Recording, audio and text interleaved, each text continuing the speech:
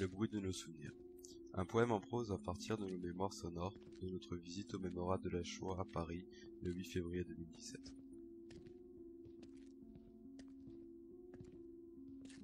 Le bruit de la porte sécurisée.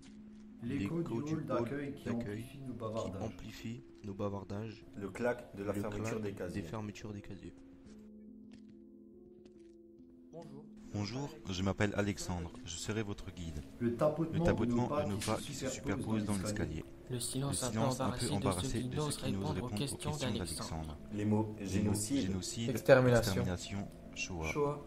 Le ton plus assuré de ceux qui osent à présent prendre la parole. Le bruit du vent qui court entre les murs du mur des noms.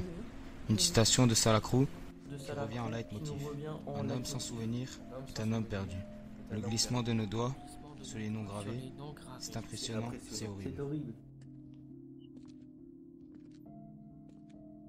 Les pas légers devant le tombeau, dans la salle sombre, la voix du guide précise et claire, des chuchotements, des petits chutes. Tout ce silence, celui d'une classe habituellement bruyante et animée.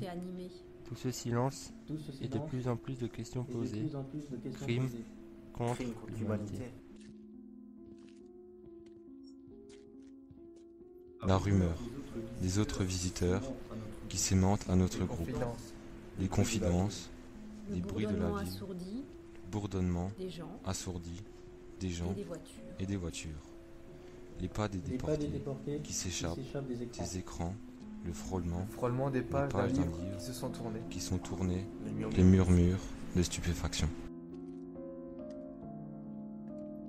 Le son de l'attention, le son du recueillement, le clapotement de nos pas qui nous emmène vers l'auditorium, le frôlement des sièges, le bonjour sympathique d'André Bercover, la voix de cet ancien déporté, sa voix à la fois frêle et sonore. Une citation de Salacrou qui revient en leitmotiv. Un homme sans souvenir est un homme perdu. Les sons dans nos têtes au fil de son témoignage. Ils ont arrêté Guy. Nous devons nous cacher. Le grincement de la porte d'entrée se ferme sur sa maman.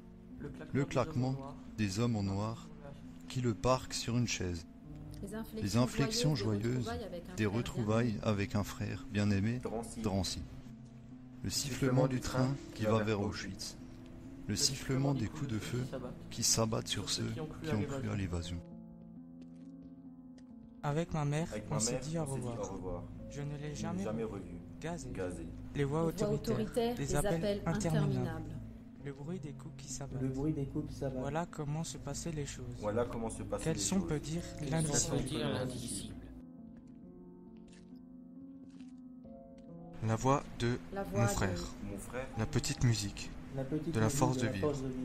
Le bruit des pas, chaussés des sabots de bois. L'adieu au frère bien-aimé. La résonance des marches de la mort.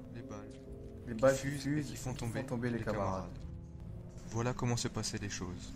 La voix d'un fermier polonais. La voix d'un fermier polonais. La voix des soviétiques. La voix des soviétiques. Le son des retrouvailles. L'écho du traumatisme. Le chant de la vie. La force du témoignage. Contre tous les racismes. Contre tous les extrémismes. Contre la bêtise et la cruauté. Salacrou disait. Un homme sans souvenir est un homme perdu. Un homme sans souvenir est un homme perdu.